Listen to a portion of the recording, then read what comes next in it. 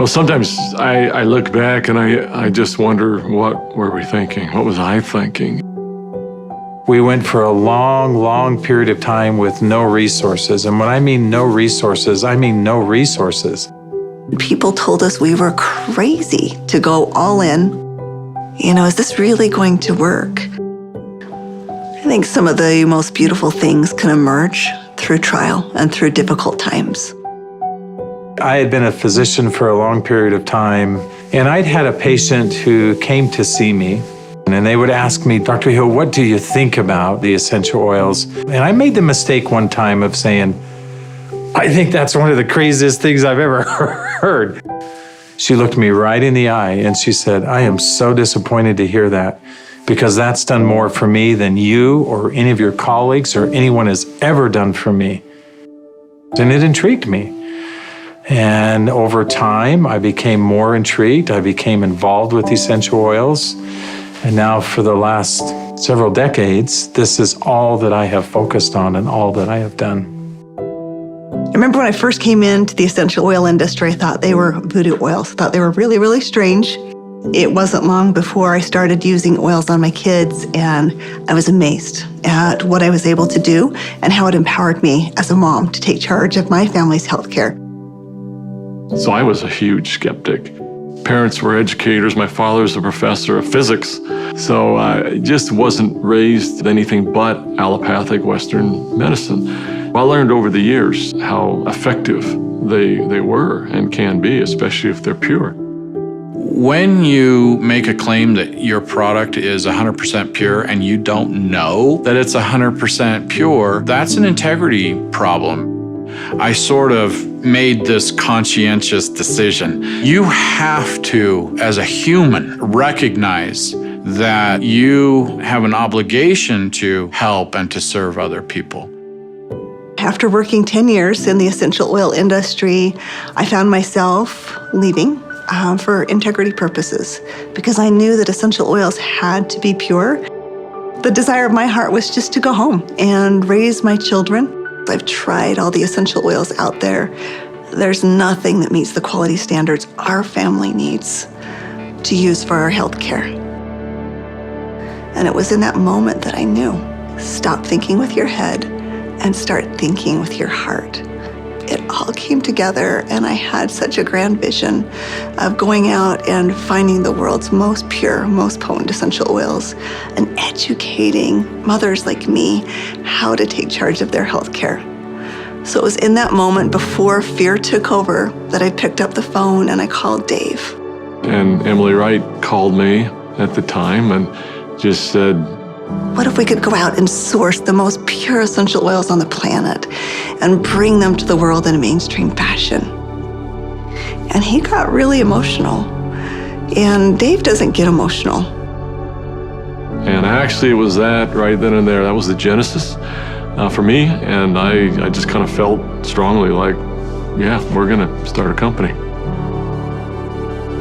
So I hung up the phone with Dave. I picked up the phone and I called Dr. Hill. And as I called him, I still remember he kind of giggled. And I said, Doc, this isn't funny. I'm serious about this. What if we could go out and find these pure oils like we've always wanted to do? And what if we could educate people to really understand the power behind these oils? And he said, no, Emily, I'm not laughing because I think your idea is crazy. I'm laughing because I was just getting ready to call you and ask you the very same question. It started with an initial little small meeting in an Italian restaurant in the far corner, and we met for 5.5 hours until they finally kicked us out of the restaurant because we weren't buying food anymore. And we just started to dream. We would meet anywhere we could find some space to meet. And it was in some strange places. Of course, the basement of the Normal Library was one. We got too rambunctious and they finally kicked us out of the library. Sometimes it was in the basement of our homes. I remember not telling my kids, that I was unemployed and starting a new thing, but the dad was working on a project in the basement. As I did the business plan, I started to realize that this was going to be big. I just knew that with such a good team and product that had changed our lives, we felt like this was going to be significant. So as we began in the spring of 2008, that's when we had a massive falling out with the housing market in the United States. And there was a lot of panic and a lot of fear. We looked at starting this company. The first thing you think is, I got to raise money. I've got to get capital. And we set out to do that initially. And actually ended up, the four of us, back in New York City, visiting with some very high-profile people. And as we gathered together that next morning at that conference table, and we've got, all of these Manhattan-style managers that are meeting with us, and they quizzed us for hours. Finally, at the end of the day, they looked at us and they said, "We believe that your business model is going to work. We believe that you will be successful, and we want to fund your venture. We'll give you $5 million. And we all, of course, felt extremely elated. They were willing to fund the company, but of course they were interested in 51% and control. And I just remember the feeling we had as we walked away from that conference table. And the four of us found ourselves in front of the Statue of Liberty. And I remember looking across the water. Almost as if on cue, as I recall, we all just grew somewhat silent. And as we looked out over the water, and I looked at the Statue of Liberty, what rung true to me is, we're doing this to give people freedom. And if we take their money, we can't make people free. And we can't make this dream that we have a reality, because they'll never allow us to bring the quality of essential oils that we know we have to have to light. Because they'll be looking for an exit strategy, they'll be looking for a return on their investment, and that can't be part of the equation. I remember standing right next to Dave Sterling, and Dave looked at me, and in kind of a somewhat shocking way, he asked me, "How much money do you have, Doc?" And I said, I don't know. And he said, "How much can you pull together?" And I said, "I don't know."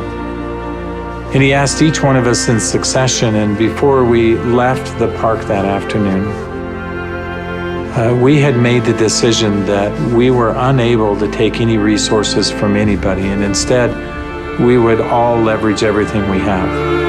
We took the equity out of our homes, we cashed out 401ks, we liquidated everything we owned in order for this dream to come to fruition. And so as I expressed this to my wife, I remember very clearly, she just looked at me and said, "Well, I trust you.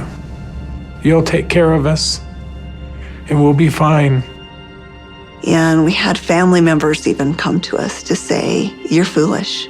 Your family is going to be homeless." So we went all in, everything. We didn't hold anything back. We thought it would be for just a couple of months that we went without any income, but it was 13 months. Those final months, we're eating almonds and yogurt and telling our kids they can't go to dance practice and they can't play sports because we don't have enough money. But having that belief that it was all going to be worth it. And I remember a day that we had $5,000 left in our account. $5,000 because we just put together this big oil order. And we didn't know how we were going to make payroll. We didn't know how we were going to make commissions. And just to see how doors open every single time, as long as we continued to step forward, the doors open. People ask me sometimes, how are you guys able to do what you did? And, but everybody rolled their sleeves up and we did every job. We did this job, this job, this job. I was supposed to go out and find these precious oils. So I started calling people. Every single person would say, "Of course, our oils are 100% pure." And that's when I realized almost all essential oils that are sold out there are sold through brokers. These brokers were very smart people, often having very sophisticated labs. And the oils were almost always changed. Most were not pure. Most were synthetically created. I had probably 100+ different samples that had been sent to my home. And every time we would meet, Dave, Dr. Hill would say, Emily, have you found the oils yet? I'd have to say, not yet. Like, are we going down the right path? Is this really what we're supposed to do? And I remember one beautiful day, I opened up my doorstep and 5 oils showed up all in the same day. It was frankincense, lavender, tea tree, lemon, and peppermint. As I smelled these bottles, I called up Dave and I called up Dr. Hill and I said, I found the oils. I brought my camera because that was going to be a moment that I wanted to capture. And we pulled the lid off and smelled it. We were confident that these were the purest oils on the planet. I remember that first discussion we had. We talked about the culture of the company. What type of soul do we want doTerra to have? And we realized that these oils are experiential. And we realized it had to be a person-to-person model. We had to bring people together. We've got to have a culture of giving back. We have to have a culture of caring. Locking arms with the people who are putting the seeds in the ground, who are harvesting these products. It's making sure that their needs are met. As I look back on it today with doTerra, it's overwhelming to me to see the impact it is around the world. There's a lot of sacrifice, but again, those are days we look back on, with some pride. Sacrifice is a really important piece. Today, we've empowered nearly 8 million families all around the globe. We're now filling 315,000 bottles of oil every single day. And just to think about it on that scale just warms my heart, knowing that every single bottle is changing somebody's life on both sides of the bottle. I believe every single person in this world needs essential oils. Essential oils are the great equalizer. We have single-handedly changed the acceptance of essential oils in science and in medicine.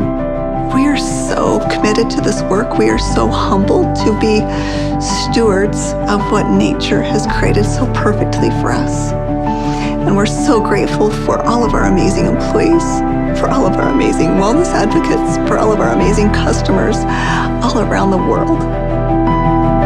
We haven't changed in our mission. We haven't changed in our purpose.